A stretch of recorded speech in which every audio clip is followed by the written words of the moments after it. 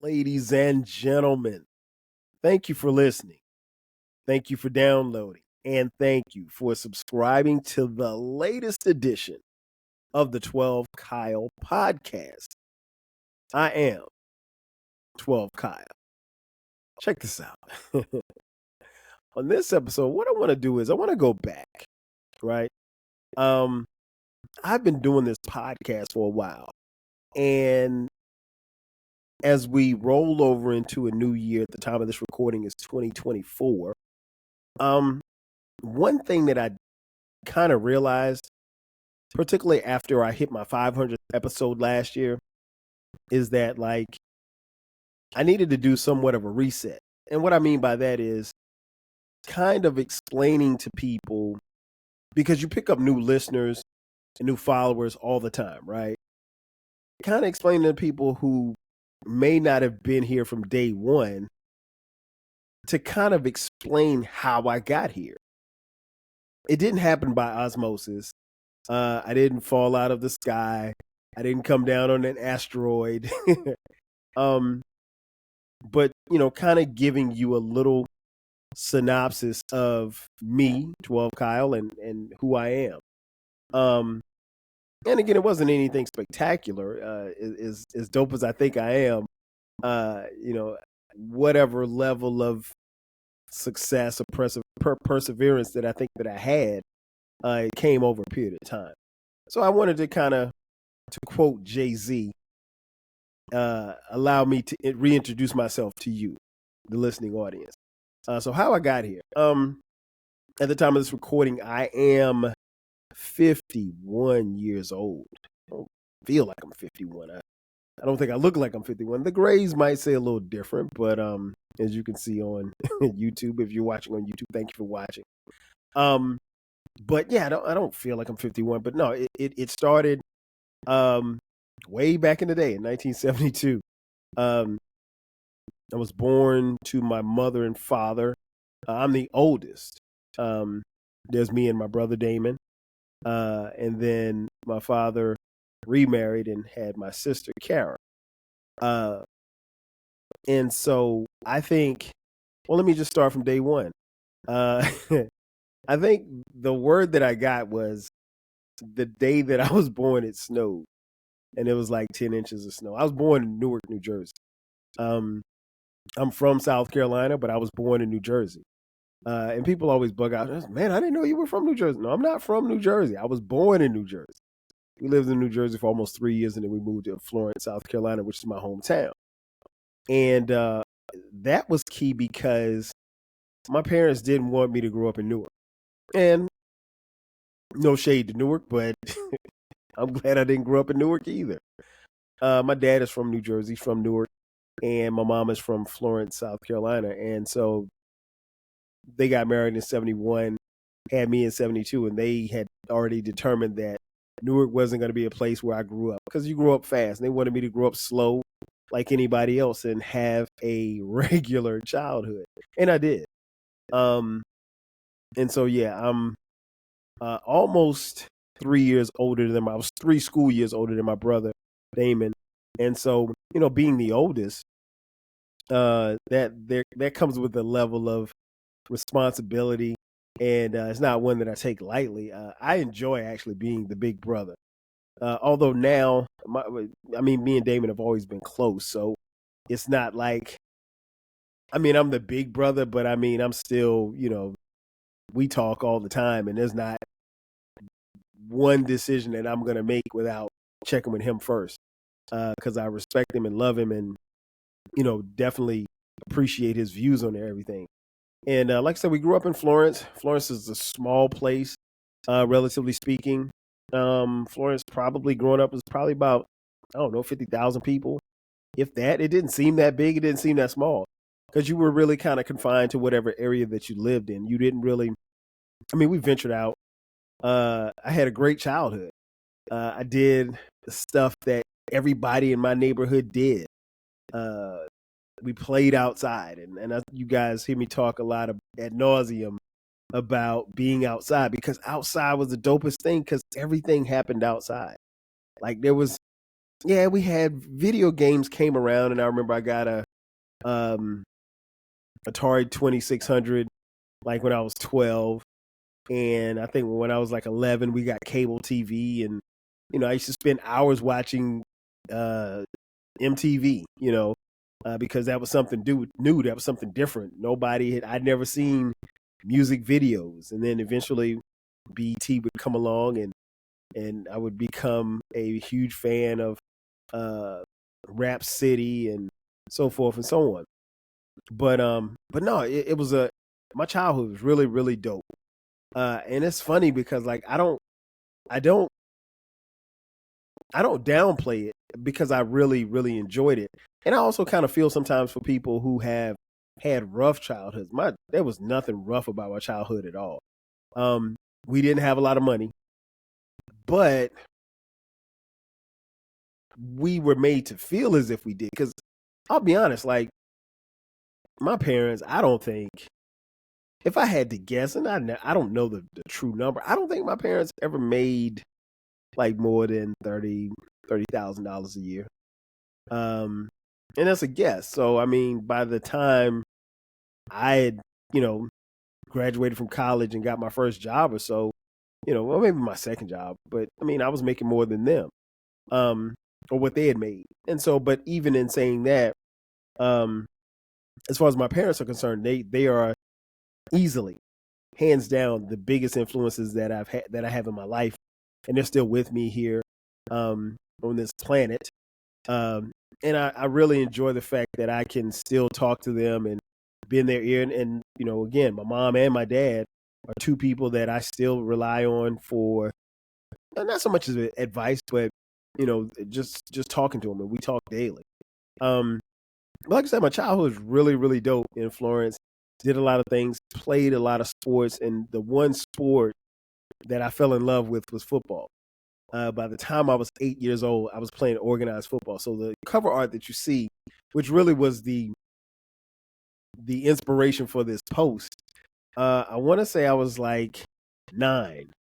Um, as you can see, I wasn't wearing number 12. I didn't wear number 12 until I think I was like 11. But my first number that I wore was 84, and I just enjoyed. I love playing football, and you know what it was? I think more than anything else, it was really about the spirit of competition, just being able to compete. And so, like, I would play football with my friends and some of the older guys in the neighborhood, and I found out I was good at it, and I really, really, really love to compete with other people. And I think over a period of time, that drive, as far as the level of pushing yourself to compete and then competing against others, I think really pushed me to be, who I eventually would become. Um, but yeah, like I said, we didn't have a lot of money. We lived in quote unquote the projects. Now let me just differ. There's a different type of project in Florence, South Carolina, as opposed to Cabrini Green or Queensbridge or the Nickerson Gardens. Yeah, our projects, Mount Zion Apartments, ain't the same. Um, but it was low income housing, and we lived there until I think like 83, 84, when my parents bought a house. And what was interesting was, they bought a house, and so we moved out of this apartment, and all of a sudden now me and Damon, we have our own rooms, and we're chilling, and everything was good until it wasn't. Not long after that, my parents said, "Hey, yo, we're getting a divorce." Huh? What you mean we getting a divorce? And like that was the biggest shock because again, for me and for Damon, we had never heard them even argue.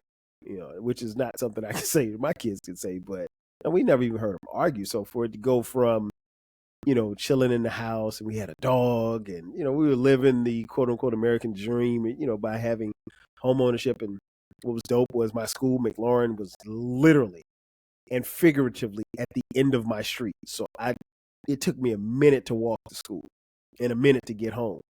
And all of a sudden, my parents say, "Hey, we're getting a divorce." It was a crushing blow. And so, there was I was headed into the 7th grade when this happened. And so I'm in middle school. And so this is when things kind of turned for me because I think like at this point, I'm playing football, I'm playing organized football, I'm playing baseball too. And I was always really, really good student in school. I got good grades. I can't say I was a nerd, but I was, I was pretty smart. Um, Pretty sharp, always pretty sharp. Love the subjects of like language arts, English, social studies. Hated math, hated science. Well, no, I can't. Well, let me go back.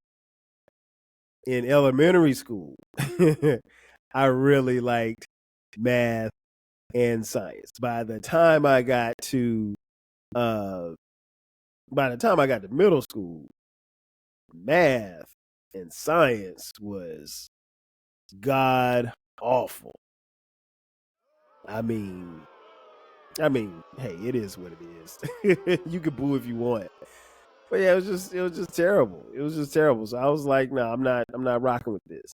Um, but it got to a point where I had to kind of figure some things out because now the two most important people in my life are going their separate ways. And so not only this, but I have to be, there for my younger brother. And so like there's no blueprint for that. And I think as tough as divorces are, it's so hard on the kids. And so me and Damon really had to navigate through our parents' divorce. And not only that, but by the time I get to I'm going to 7th grade, he's going to 4th grade. Not only are our parents getting a divorce, but we're moving away from the house. Now, fortunately, my mom never sold the house. She rented it out. But we were moving across town to my aunt's house. And, that was going to be something in and of itself because now I'm going to a new school. I'm going to a middle school. And, I knew some people from my school that was going to middle school. Middle school's called Williams. And I knew a couple of people, from the neighborhood or whatever like that, but I didn't really know a lot of people. And I just remember one of my most fondest memories was the first day of middle school. I got off that bus and man, I looked around and I ain't see no familiar face. And of course, my cousin Eric was there. You guys have heard me talk about my cousin Eric. That's like, I mean, we're cousins, but we're really brothers. My mothers are sisters, and we literally grew up together. And I'm 9 months older than Eric, but we've always been neck and neck, always together. And so he was in the house, so that was cool. But I didn't even see Eric that day because we rode on the bus, and it seemed like we got off the bus and he went one way and I went the other way. But like I remember that memory of, and then I just remember somebody walking up to me and say, "Hey, what's up?" And the kid who said "What's up," I didn't know him, but like he was this nerd. I mean, like nerd. And I just remember just talking to him, and then like some other nerds came over, and I was really this, kind of quiet, unassuming kid hanging with these nerds, and these nerds were loving the fact that I was talking to them, and I was like, I don't know nobody. But that would change. I would eventually run into a couple of cats, and we would become crew, and these would be, my best friends in the world, and still are to this day. And my boy Jay Fresh, who I talk about all the time, Jay Fresh, we went to the same church together, but I would only see him on Sundays, and then he came to that. He was at school too, and so it just, socially it kind of took off. But you're still dealing with the after effects of a divorce. But in the meantime, I was balling on the football field, doing well in class. And then 7th grade math, man, that was something different. That was something totally different. I didn't understand that shit. Like it was crazy. And but anyway, I just matriculated on to high school. And once I got to high school, Wilson High School, things were a little bit different. I knew more people, and I think who I was started to come out. And I was never shy or bashful about who I was, but I think what I did was I remained very guarded. Like my crew got to know me, but outside of my crew, I think I tried my best to control the narrative as to who I wanted you to think I was. And wasn't no tough guy. I wasn't walking around Wilson slapping people, but I wasn't no punk either. So, I was like right in the middle. And I was cool with people. But my high school years were really, really dope. Every year got progressively better. And then in the classroom and then on the football field, things just really took off. And, by the time I'm a sophomore in high school at Wilson, I knew. I was like, I'm going to college. And I started looking at these colleges and stuff like that. And I was just like, I had made up my mind at that point that, I was going to an HBCU. And because everybody in my family had gone to South Carolina State, which is a historically black college in Orangeburg, South Carolina, that is located 90 miles from where I live in Florence. I didn't want to go to South Carolina State. I had to make a decision. I had a list. South Carolina State was probably 4th or 5th on the list. Like there was no desire whatsoever to go to South Carolina State. And as fate would have it, I ended up going to South Carolina State. Long story short, I was doing my thing on the football field, and a couple of schools came looking. Wasn't heavily recruited because I was 5'7", a $145 soaking wet, but I was balling on the field all region or whatever, all county, whatever you want to call it. And so I was successful, and I had really, really good grades. But I wasn't interested in going to Clemson. I wasn't interested in going to the University of South Carolina. I wasn't interested in going into the University of Georgia or any other place. I didn't want to go to any PWIs. It was going to be an HBCU. So I applied at Howard. I applied at North Carolina A&T. I applied at South Carolina State and some other place. And, Hampton. So I got into Hampton and South Carolina State on the same day. I got my acceptance letters on the same day. And I was all but locked in to go to Hampton. One of my best friends, my boy Zell, you guys have heard him on here as well. Zell had already decided to go to Hampton, so I was probably going to Hampton. And then I found out Hampton was looking at going on probation in football. I was like, nah, I can't do that. I was like, I'm not trying to get caught up in anybody's probation. But in the meantime, South Carolina State was still there, and they started recruiting not only me, but my quarterback Keyshawn and my tight end Ronald Barr. And it was, the decision for them to recruit Keyshawn Durant, who was one of the best athletes I've ever seen in my life.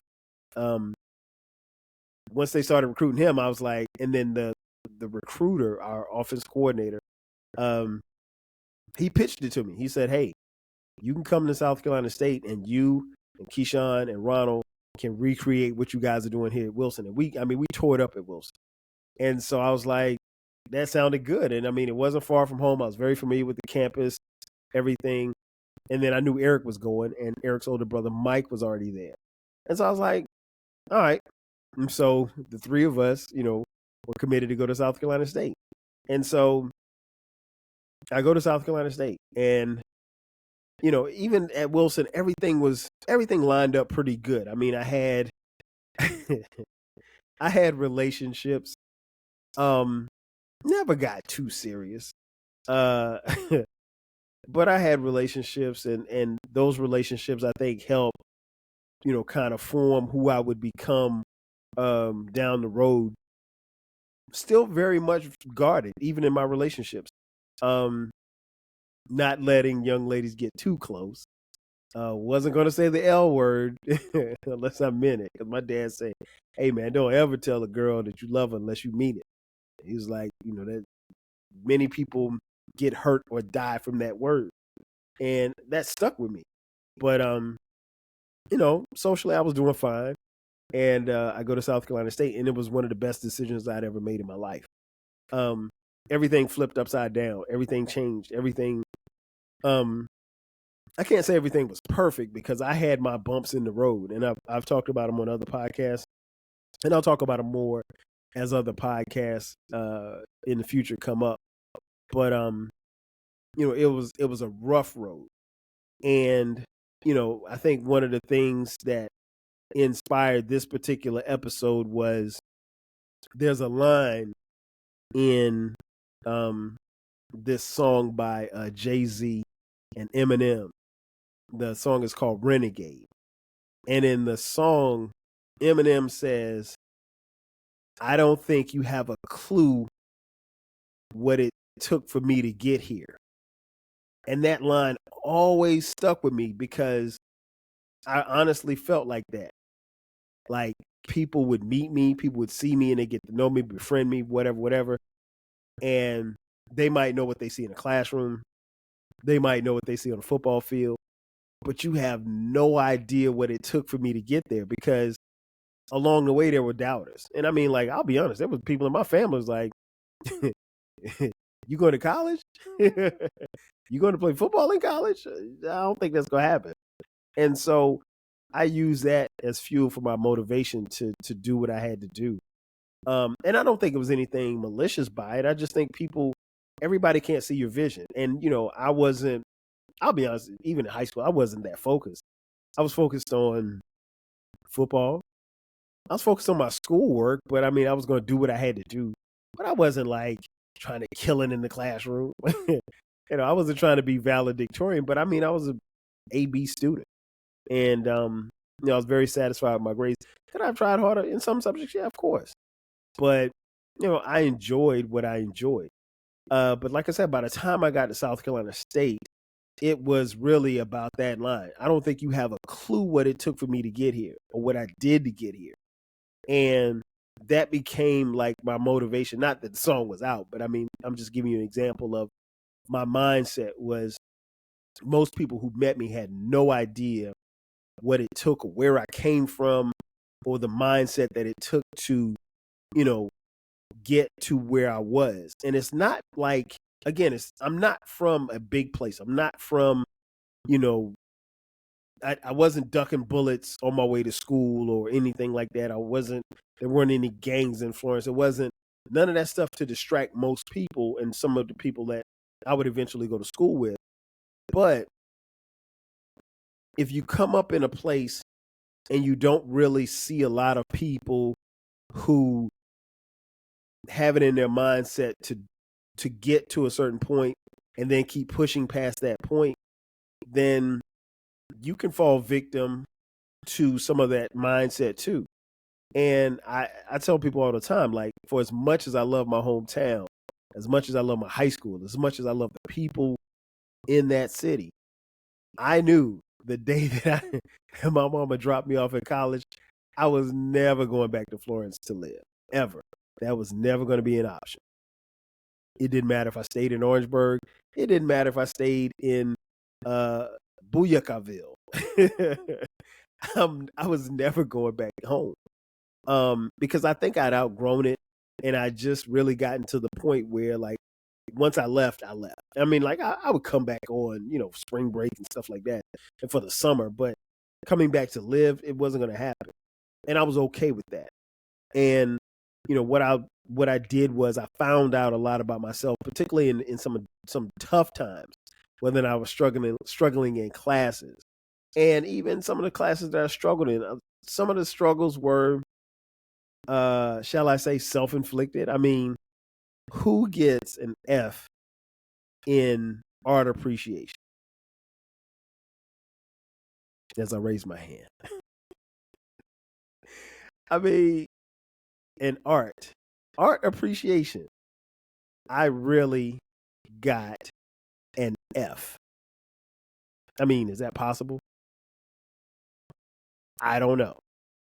I know when my mom saw the grade, she wasn't happy at all. She was quite livid and was asking, like, how did you fail art appreciation? Also failed another class. Only two classes I failed at South Carolina State.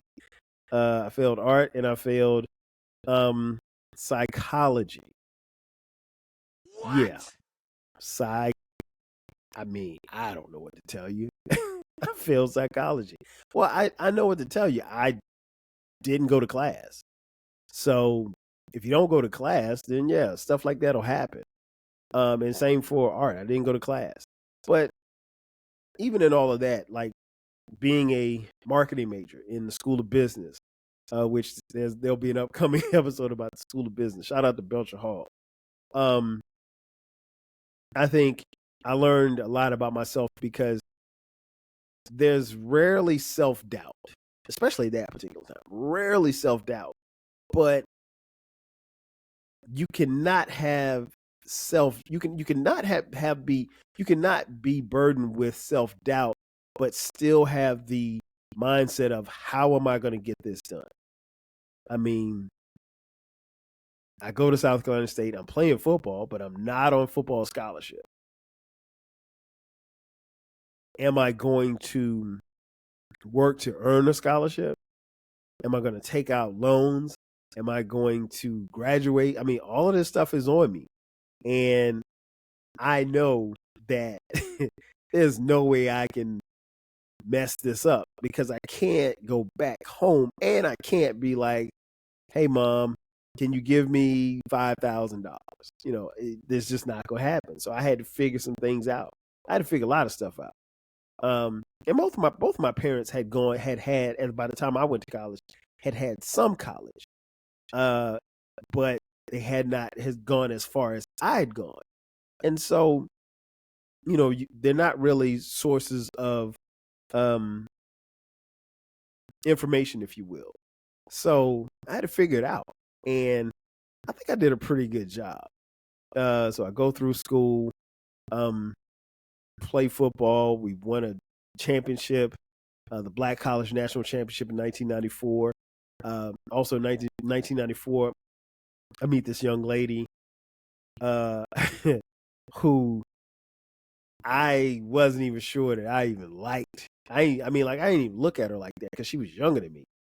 And I've told the story several times, and I'm not going to get into the details, but I would eventually meet this young lady who would later become my wife, Sharice. And so, that was something in and of itself, because I don't think, like, you don't go to college. At least I didn't. I wasn't going to college I was going to college to have a good time, play football, because football is my first love. I mentioned that on this episode before. Football has always been my first love. So long before it was hip hop, long before it was girls, long before it was anything else, it was football. And football has always been there. And it's the one thing that I don't think ever put me in any kind of pain. Now, of course, yeah, you're going to get banged up from playing football, but you can get your heart broken with girls. Football never broke your heart. Never. Football is always that one steady thing there, so, but along the way, just, I found out a lot about myself. And I became, so much ingrained in music as well.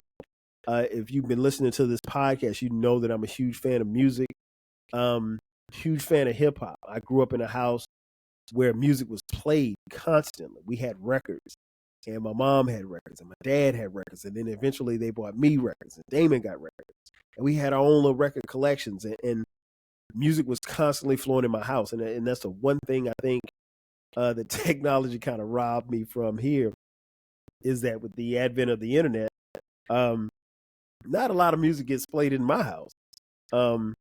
I mean, it gets played, but it gets played in headphones and on iPhones. But yeah, all of these things kind of help mold me into who I would become.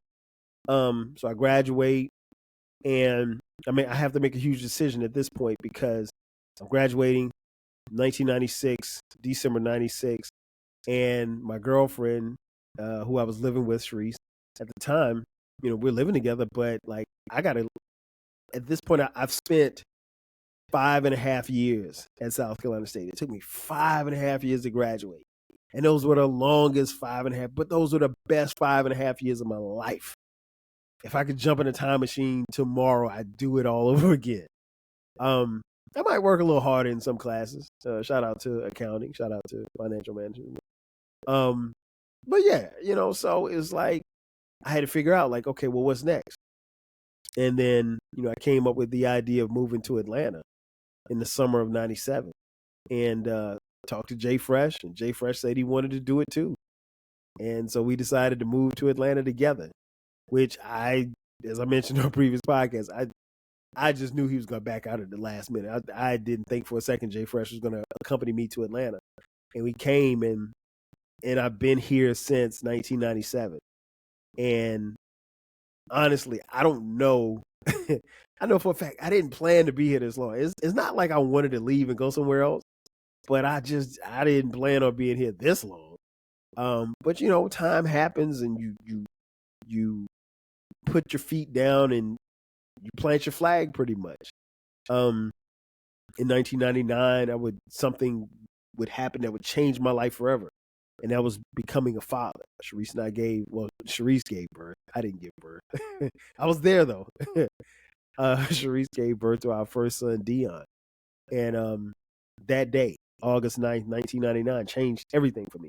It changed the way I looked at life, changed the way I carried myself. It changed everything because now I had someone who was totally, unequivocally, unapologetically dependent upon me, and I had to get it right.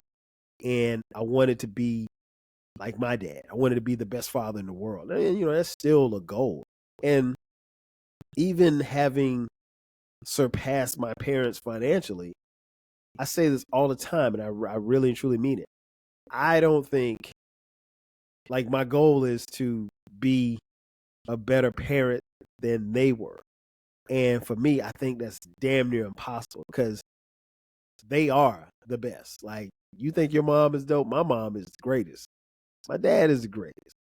And I just, when the time, whenever that time comes, for me to check up out of here, I hope that my kids say the same.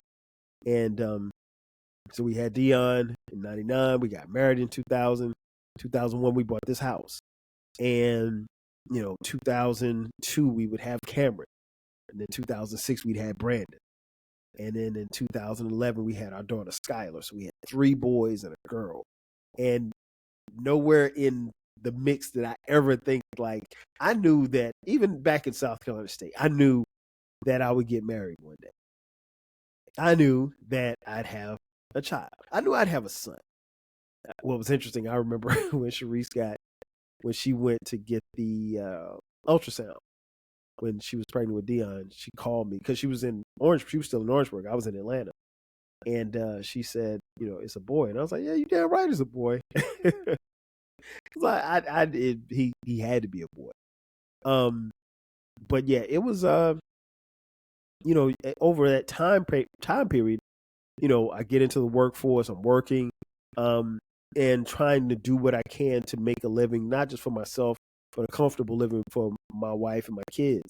And even that, there were days like, man, I ain't know how we was gonna make it. I'll be honest. Like, and they were just because maybe the job wasn't what I wanted it to be, or the money wasn't what I wanted it to be, or I wanted more money and I wanted to do this and I wanted to do that. And that's all fine and good, but you can't just abandon, your responsibilities, because everything I did it for them, and it's an interesting concept because if you're a father, well, actually before you're a father, you're taught like just to do, and everything that you're doing is for you. But then when you become a parent, when you become a husband, all of that stuff kind of goes out the window. Like, the priorities shift. So, and I'm not saying that I haven't done things for me. I've done plenty of stuff for me, but everything that I do, everything that I've done, has been for my family. And I tell my kids all the time, like, I was like, when we bought this house, it was a big house and it was just 3 of us. So, I remember the first time my mom came in and she walked in the front door and she started looking around and she's like, it's a whole lot of house for 3 people. Little did I know that we were going to fill up the house. But, I don't think you kind of think of those things. You're just kind of taking the next step.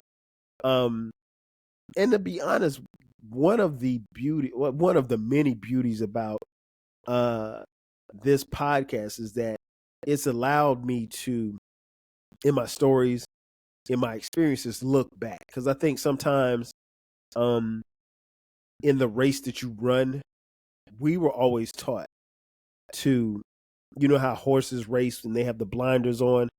They have blinders on because so that they can run their race, and horses have their eyes on the side of their heads. Unfortunately, we're humans, we don't have that, but they run the race with the blinders on because you don't want them to get distracted by what they see on the side. And I think for a long time I ran the race like that. Not necessarily worrying about what was on the side of me, just what was in front of me. And that's cool. But it also, when that happens, sometimes you don't get the chance to ever step back and reflect as to what you did right, what you did wrong, or anything like that. And I think one thing that this podcast has allowed me to do is, you know, not just share those experiences to who I am, but you know, kind of give me a chance to reminisce and be like, you know what, you did okay. Because like, no matter what, I mean, society has this picture of, you know, what they think you are or what you should be. And I don't think I fall in any of that stuff because I don't live by society standards. I think there was a point in time where, you know, especially living here in Atlanta, you want to keep up with the Joneses. You want to get a new car. You want to get a new house. You want to get this. You want to get that. You want to have a fly's clothes. And all that stuff is cool. But you can't live like that. Like, you just can't. And if you live like that, you got to keep that shit up. I ain't trying to keep up with the Joneses. I just never have been. But I think this podcast has given me the opportunity to do that. And it's also given me the opportunity to share. Now, I will say this. I have some podcast friends that, you know, they tell people from time to time that I'm a millionaire. I'm not even close to being a millionaire. I don't have no money. So I ain't got it here. But nah, it's all in good fun. In conclusion, I think one of the things that I've learned as I've traveled this journey is to, one, look back and appreciate what I've done, and then also share my story because I think that's what this podcast app actually helps me do. There's somebody listening to this podcast that's going to take some level of inspiration or say, hey, well, he did it. I mean, like, whatever you think I did, whatever it is, I mean, I did it my way. It wasn't all me. I was definitely surrounded by people. I'm someone who, although I don't talk religion, I have a very, very strong belief in God. So I know that, no, I ain't do none of this by myself. You know, I don't think even something as simple as meeting someone who I would spend the rest of my life with, I don't think because I didn't step to her like, yo, let's kick it or whatever. It was just somebody that I just met, you know, on the humble, and somebody who I was actually resisting that meeting because I didn't want any parts of not meeting her, but just the situation. And I explained the situation before, which is still comical to this day. But I think even in doing that, it's allowed me to, like I said, reflect. And I remember just like a couple of days ago, we were sitting down at the table, whole family, and I was just listening to the kids talk. And I remember when Sharice and I were living together in college, and we would just talk, and we would sometimes lay in the bed, sometimes we'd be in the car, and we would just be talking about what our future would look like. And those conversations were really, really, really dope, but they looked nothing like how things turned out. And I think that's a testament to us. I think that's a testament to, you know, our faith. And I think that's a testament to, you know, perseverance because it's not going to always be easy. And, you know, one thing that my parents instilled in me is that, you know, no matter what you do, it's not going to be easy. If it was going to be easy, everybody would do it. And so life is never easy. But like I said, this podcast is giving me a chance to introduce who I am to you. There's 12 Kyle and there's Kyle. I'd like to think that 12 Kyle and Kyle are the same person. But honestly, you guys have to decide that. There's some who listen to this podcast that know me a little bit better than most. And then there's some people that listen that don't know me at all, but have gotten to know me through this medium. And I'm thankful for that. This podcast hasn't blown up or anything like that. And if it does, cool. If it doesn't, that's cool too. I make a few dollars at my job, so I'm okay. I'm okay. I got a call. I got $32 in my pocket right now. I'm good. But I think more than anything, as to going back to something that I mentioned a little earlier, there was a point in my life where I was very guarded, and I made sure that I controlled who I let get to know me. And I think through this podcast medium and through this particular episode, you got to know a little bit more about me. What you take from that, I don't know. But I hope that you take my words and my experiences and find something in them to help you along your journey. And ladies and gentlemen, that's going to do it for me. Thank you for checking out this edition of the 12 Kyle podcast. Remember, this podcast drops every Thursday at midnight. From time to time, we drop bonus episodes on Sundays at midnight. Make sure that you follow me. And not only just follow, but also subscribe. The podcast is on all platforms. We have a YouTube channel as well. You can subscribe there. If you feel so inclined, I told you I had $32. Send me $1.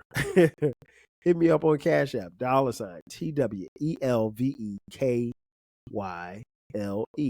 Also on TikTok. Follow me on TikTok, Twitter, Instagram, at 12 Kyle Podcast, at 12 Kyle spelled out. Again, that's going to do it for me. I am your boy, 12 Kyle.